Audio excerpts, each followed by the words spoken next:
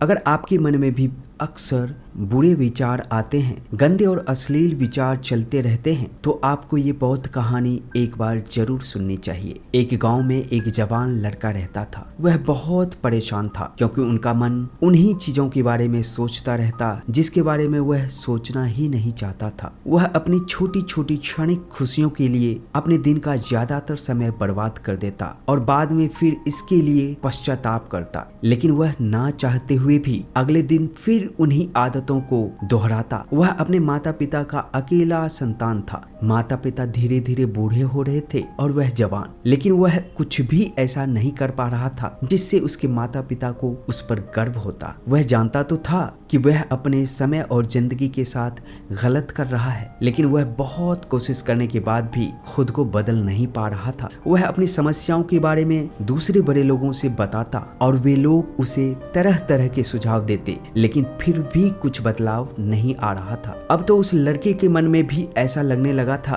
कि उसका बाकी का जीवन ऐसे ही मानसिक बोझ और बुरी आदतों से बीतने वाला है। इसलिए अब वह बहुत ही उदास और परेशान रहने लगा था। एक दिन ऐसे ही वह अपने विचारों में खोया हुआ अपने गांव के तालाब के किनारे बैठा हुआ था। तभी पीछे से उसका एक मित्र भागता हुआ आया और उसे बड़े उत्साह से उसके कंधे पर हाथ रखकर बोला, मित्र, मुझे तुम्हारी सभी समस्याओं का समाधान मिल गया है। अपने मित्र के मुंह से यह बात सुनकर वह लड़का बहुत खुश हो जाता है और पूछता है, क्या समाधान मिला मेरी समस्याओं का? लड़के के मित्र ने कहा, ध्यान तुम्हारी सभी समस्याओं का समाधान है। लड़के ने कहा, ये ध्यान क्या होता है? मित्र ने कहा, कल हमारे गांव में एक बौद्ध भिक्षु भिक्षाटन के लिए आए थे। गांव के सभी लोग उन बौद्ध भिक्षु से अपनी अपनी समस्याओं का समाधान पूछ रहे थे, तो मैंने सोचा मैं भी तुम्हारी समस्याओं का समाधान पूछ लेता हूँ। तो मैंने उन बौद्ध भिक्षु से अपने मन को काबू में करने का तरीका पूछा। मेरे प्रश्न सुनकर उस बौद्ध भिक्षु ने ज्यादा तो कुछ नहीं कहा, बस इतना ही कहा कि ध्यान जीवन की सभी समस्याओं का समाधान है। तो मैंने सोचा कि तुम्हें ध्यान के बारे में पता होगा, इसलिए मैंने उन बौद्ध भिक्षु से ध्यान के विषय में कुछ ज्यादा नहीं पूछा। अपने मित्र की बात सुनकर उस लड़के ने कहा, मुझे उस बौद्ध भिक्षु से मिलना है। वह लड़का और उसके मित्र बौद्ध भिक्षु को ढूंढने निकल पड़ते हैं। बहुत पूछताछ और खोज मशक्कत के बाद उन्हें वह बौद्ध भिक्षु बगल के एक गांव में एक पेड़ के नीचे ध्यान करते हुए मिलते हैं। वे दोनों उस बौद्ध भिक्षु के पास जाकर बैठ जाते हैं और उनकी आंखें खुलने का इंतजार करते हैं। थोड़ी देर बाद जब बौद्ध भिक्षु अपनी आंखें खोलते हैं तो वह उन्हें प्रणाम करते हैं और कहते हैं, आपने तो यह बता दिया कि ध्यान जीवन की सभी समस्याओं का समाधान है, लेकिन आपने ये नहीं बताया कि ध्यान है क्या? बौद्ध भिक्षु ने कहा, ध्यान क्या है इसको मैं शब्दों में समझा पाऊं तो इतनी मुझ में सामर्थ्य नहीं, लेकिन अब क्योंकि तुम लोगों ने प्रश्न किया है तो मुझे कुछ ना कुछ तो बताना ही पड़ेगा। तो सुनो, ध्यान का मतलब है ना कोई प्रश्न, ना कोई उत्तर, ना कोई विचार और ना ही कोई भावनाएं। यह एक ऐसी स्थिति है जो हमारी वास्तविकता से हमारा परिचय करवाती है। इस स्थिति में पहुंचकर व्यक्ति के अंदर कोई भी प्रश्न, कोई भी उलझन शेष नहीं रह जाती, क्योंकि उसके सामने सब कुछ स्पष्ट होता है। उसे इस जीवन की व्यर्थता का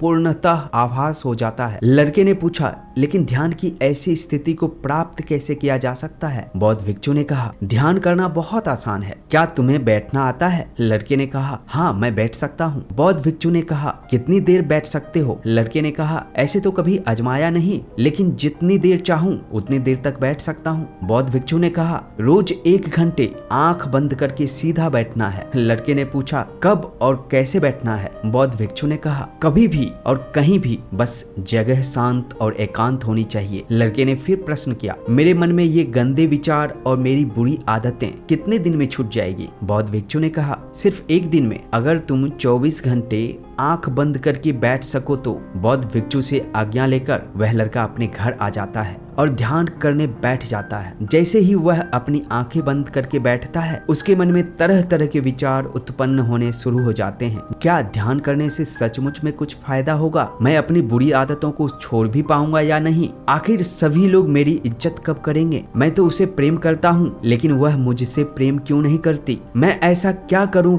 कि मैं बहुत सा धन कमाऊं और अपने गांव के सबसे अमीर व्यक्ति बन जाऊं? इसी तरह के और भी विचार उसके मन में उठने लगे। फिर उसे ध्यान आया कि बौद्ध भिक्षु ने कहा था, ध्यान की अवस्था में कोई विचार, कोई भावना नहीं होती। वह अपने विचारों को रोकने का प्रयास करने लगा, लेकिन क्या बहती नदी के पानी को कोई रोक पाया है? वह अपने विचारों में खोकर बैठ जाता है और सोचता है कि अब तक के जीवन में बहुत से काम किया, लेकिन ध्यान करना इतना मुश्किल नहीं था। और वह बौद्ध भिक्षु बोल रहे थे कि ध्यान करना बहुत ही आसान है। वह लड़का उस बौद्ध भिक्षु से मिलने दोबारा लौट पड़ता है और उसके पास पहुंचकर कहता है, आपने तो कहा था कि ध्यान करना बहुत ही आसान है, लेकिन यह तो मुझे दुनिया का सबसे मुश्किल काम लग रहा है। मेरे बहुत प्रयास करने के बाद भी मेरे मन में विचार उठने बंद ही नहीं हो रहे हैं। बौद्ध भिक्षु ने कहा, लेकिन तुमसे इन विचारों को रोकने के लिए किसने कहा है? लड़के ने कहा, तो फिर विचार रहित स्थिति कैसे प्राप्त होगी? आपने तो कहा था कि ध्यान में कोई विचार, कोई प्रश्न नहीं होती है। बौद्ध भिक्षु ने कहा, हमारे दिमाग में हर समय बहुत से विचार जन्म लेते हैं और मरते हैं, लेकिन हमारा मन उनमें से किसी एक विचार को पकड़ लेता है और फिर उससे जुड़े हुए विचार के बारे में सोचता चला जाता है। इस तरीके से हमारा मन विचारों में उलझ जाता है और हम भूल जाते हैं कि हम क्या कर रहे थे।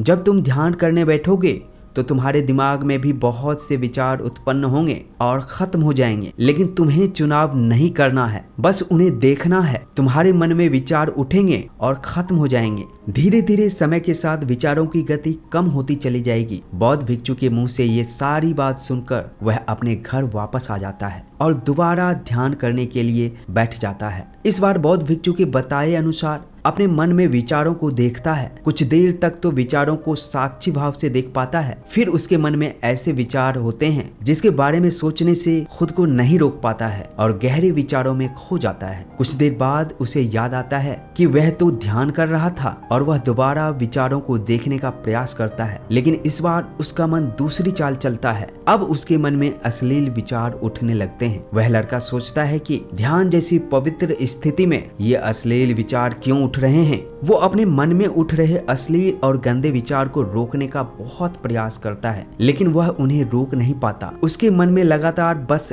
ऐसे ही विचार उठ रहे थे। बहुत देर तक प्रयास करने के बाद जब लड़का परेशान हो जाता है तो वह बौद्ध भिक्षु के पास पहुंचता है और कहता है, मैं जब भी अपनी आंखें बंद करके ध्यान करने के लिए बैठता हूँ तो मेरे मन में सिर्फ अश्लील और गंदे विचार ही आते हैं। बौद्ध भिक्षु ने कहा, कोई भी विचार अच्छा या बुरा नहीं होता, इसके लिए किसी भी विचार को बुरा समझकर उसे जबरदस्ती दबाने का प्रयास मत करो, क्योंकि हमारे विचारों का विरोध ही उन्हें और भी शक्तिशाली बनाता है। और इसीलिए किसी भी विचार का दमन करने का प्रयास मत करो, क्योंकि इंसान की प्रकृति ही ऐसी होती है कि इंसान जिस चीज के बारे में सोचने से रोकते हैं उस चीज के बारे में सबसे ज्यादा सोचते हैं। इसलिए तुम्हारे विचारों को रोकने का प्रयास व्यर्थ है और जिन विचारों को तुम गंदे और अश्लील विचार कह रहे हो वह विचार भी तुम्हारे जीवन का एक हिस्सा है। इंसानी जीवन को आगे बढ़ाने के लिए इन विचारों का उठना भी जरूरी है। एक बात हमेशा याद रखना, हम जिस चीज को भी अस्वीकार करते हैं हमारा मन उस चीज में सबसे ज्यादा रस लेने लगता है। इसलिए जीवन के किसी सच्चाई को नजरअंदाज करने का प्रयास मत करो।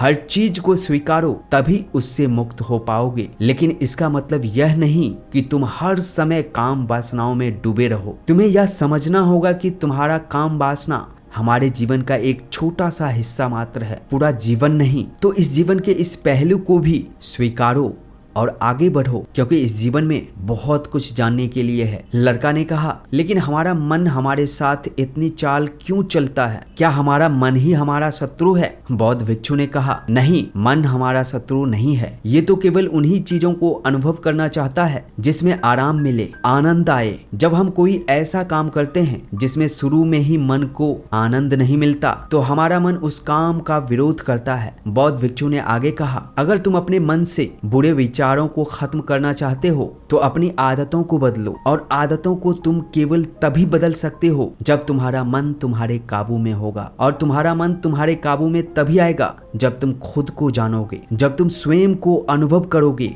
और जब तुम ज्ञान का अनुभव करोगे। बौद्ध भिक्षु खड़े होकर छोटी सी मुस्कान के साथ उस लड़के के सर पर अपना हाथ रख दिया। इसके बाद उन्होंने अपना भिक्षा पात्र उठाया और वहां से चले गए। वह लड़का उस बौद्ध भिक्षु को जाता हुआ देखता रहा, लेकिन अब वह बहुत खुश था क्योंकि उसे अपनी समस्याओं का समाधान मिल चुका था ज्ञान के रूप में। वह समझ गया था कि उसे हर रोज ध्यान के लिए बैठना है और उसे अपने आते जाते विचारों को देखना है, लेकिन किसी भी विचार को पकड़ना नहीं है। उसके साथ वह विचार खुद ही गायब होती चली जाएगी। समय रहते हुए वह समझ गया था कि कोई भी विचार अच्छा या बुरा नहीं होता, विचार सिर्फ एक विचार होता है, इसीलिए विचारों का विरोध करना भी व्यर्थ है। मुझे उम्मीद है कि आपको इस वीडियो से कुछ ना कुछ सीखने को जरूर ही मिला होगा। तो आप अपने विचार कमेंट के माध्यम से हमें जरूर लिखकर बताएं। तो जल्द ही मिलते हैं एक और इंटरेस्टिंग वीडियो के साथ। इस चैनल पे अगर आप नए हैं और अगर आप इस तरीके के वीडियो पसंद करते हैं तो इस चैनल को सब्सक्राइब कर लें और साथ ही बेल आइकन को जरूर प्रेस कर दें ताकि आप तक हमारे वीडियोज पहुंच पाए। इस वीडियो को देखने के लिए आपका बहुत बहुत धन्यवाद।